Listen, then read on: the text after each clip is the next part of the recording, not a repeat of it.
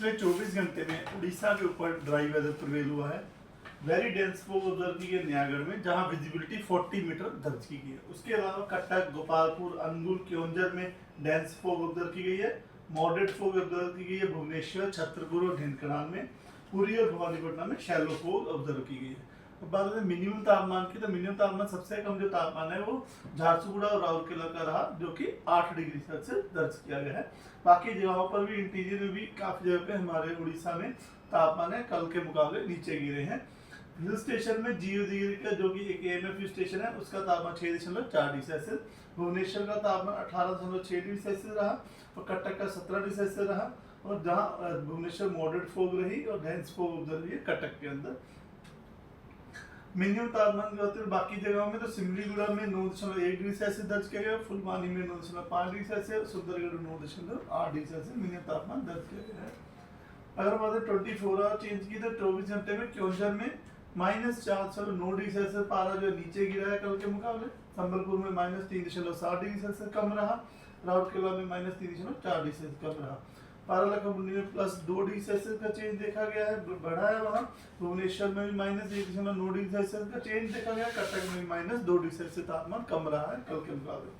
अब बात करते हैं सामान्य से तापमान कितना ऊपर या नीचे है, तो नीचे में झारसुगुड़ा में -4.9 डिग्री सेल्सियस का डिपार्चर दर्ज किया गया है।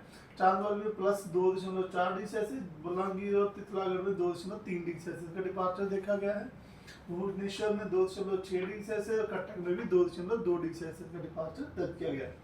फिलहाल उड़ीसा के ऊपर कोई भी सिग्निफिकेंट वेदर सिस्टम नहीं है, लेकिन लो लेवल में एंटी साइक्लोन बना हुआ है, जिसकी वजह से मॉइस्चर इंकर्शन हो रही है। और जो मेन वेदर है फोग है, तो फोग की बात करें तो 28 तारीख में यानी कि कल 29 तारीख की सुबह में भद्रक, जाजपुर, कटक, खुर्दा, अनुगुल, ढेंकनाल, नयागढ़, गंजम, गजपति, क्योंझर इन डिस्ट्रिक्ट में कुछ कुछ स्थानों में शैलो टू मॉडरेट फोग होने की संभावना है। बाकी पूरी जगतसिंहपुर, केंद्रपाड़ा, कालाहांडी, कंधमाल में 1-2 स्थानों पे शैलो टू मॉडरेट फोग होने की संभावना है।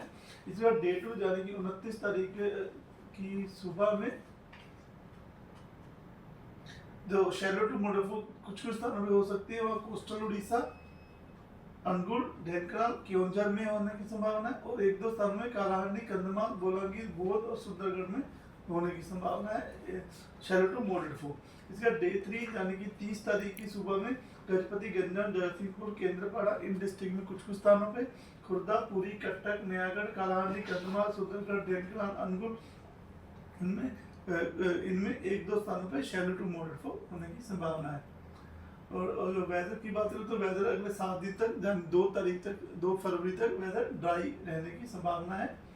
डे 1 में जो है येलो वार्निंग दी गई है आइसोलेटेड प्लेस डेंस फोग में, जहाँ क्योंझर, अनुगुल, ढेंकनाल, जाजपुर, भद्रक, कटक, खुर्दा, नयागढ़, गंजम, गजपति डिस्ट्रिक्ट शामिल है। इसी के बाद डे 2 यानी कि 29 तारीख की सुबह में क्योंझर, अनुगुल, ढेंकनाल और कोस्टल उड़ीसा पूरा, जहाँ पर आइसोलेटेड प्लेस पे डेंस फोग के लिए येलो वार्निंग दी गई है। डे 3 यानी 30 तारीख की सुबह केंद्रपाड़ा, जगतसिंहपुर, गंजम, गजपति इन 4 स्थानों पे आइसोलेटेड प्लेस पे डेंस फोग के लिए येलो वार्निंग दी गई है। डे 4 और डे 5 में कोई भी वार्निंग नहीं है। मिनिमम टेम्परेचर के फोरकास्ट की बात करें तो 3 दिन तक मिनिमम टेम्परेचर ज़्यादा बदलाव नहीं देखा जा सकने की संभावना है। उसके बाद सबसे 2 दिन में तापमान जो है 2 से 3 डिग्री सेल्सियस बढ़ने की संभावना रख रहे हैं।